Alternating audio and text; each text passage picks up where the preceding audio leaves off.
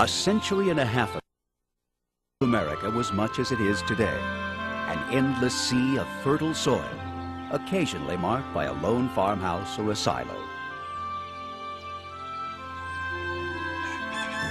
In small towns like Chicago, not far from here, there were more acres of corn and alfalfa than city blocks. The streets were unpaved, and the tallest building was no higher than a wooden barn. The railroad is what made Chicago a city, bringing grain, cattle, and hogs to market. It's been said that the meatpacking plants used everything but the squeal. Great ships traveled over Great Lakes to make Chicago a thriving port, and the backbone of the entire region was made of steel.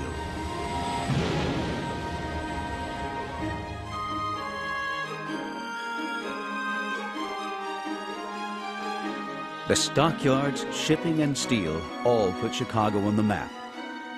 And in time, one more thing was added to the list: architecture. Chicago is known worldwide as a capital of modern architecture. It was here that legends like Frank Lloyd Wright, Louis Sullivan, and Mies van der Rohe drafted the new language of design that shaped the skyline of Chicago. Their influence carried on to architectural firms like Skidmore, Owings & Merrill, who designed the world's tallest building, Sears Tower. Standing more than 1,500 feet and weighing in at a mere 222,000 tons, the Sears Tower would leave even Frank Lloyd Wright speechless. Critics have called the tower an architectural icon, marking the height of modernism. At 110 stories and 2,200 steps to the top, it is the epitome of skyscraper. Somewhere between Chicago and heaven. The Sears Tower contains enough concrete to build an 8-lane freeway 5 miles long and contains 43,000 miles of telephone cable. A call from the lobby to the sky deck could be considered long distance. On a clear day, 4 states are visible from the sky deck: Illinois, Michigan, Wisconsin, and Indiana. But for most people, as they stand over a quarter-mile high, just looking out over the city of Chicago is view enough. Morning in the Windy City begins much the same each day. Commuters crowd onto rush hour trains, thread their way through the urban din, and wind up somewhere in the canyons of concrete and steel called downtown Chicago. But few people get a chance to see the city from its most revealing perspective, from above, over Chicago.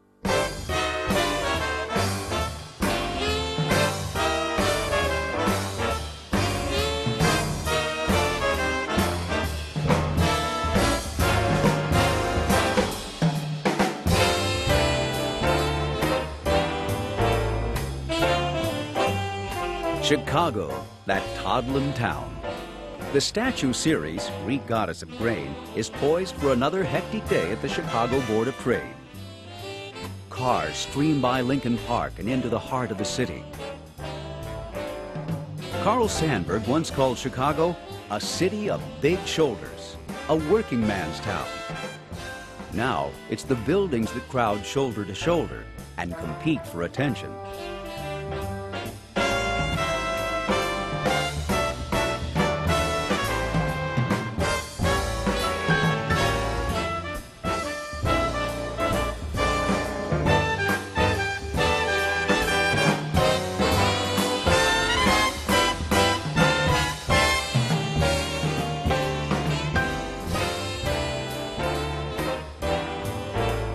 Chicago's lakefront is one of its greatest assets, and it seems like there is a park for every president.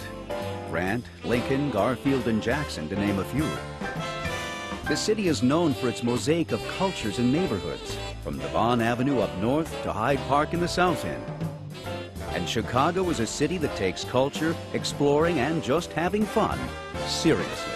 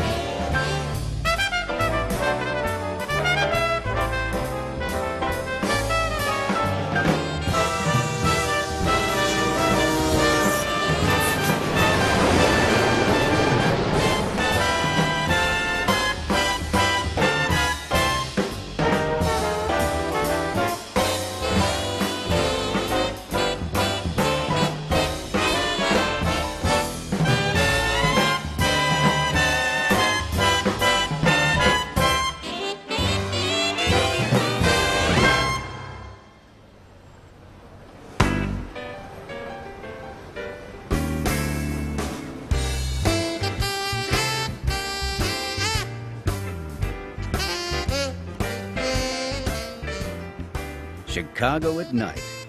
It's famous for the blues, a style of music that migrated from the Mississippi Delta to juke joints in the south side of town.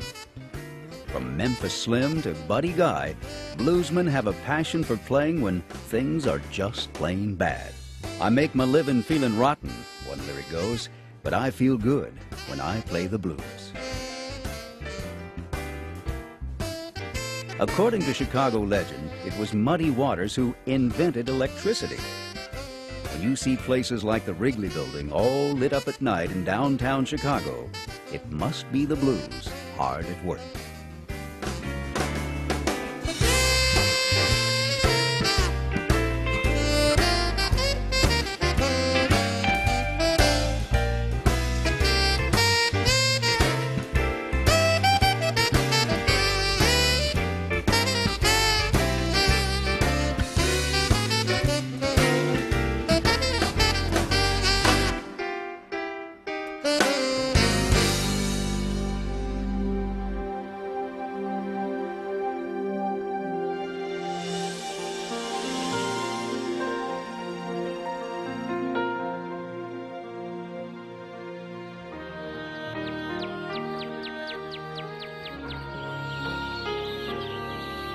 In the heartlands of America, there still are plenty of wide open spaces.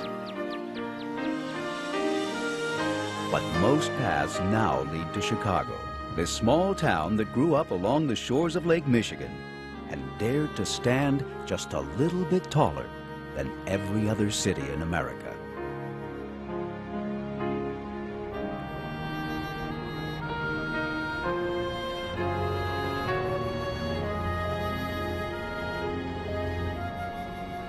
Chicago, America's kind of town.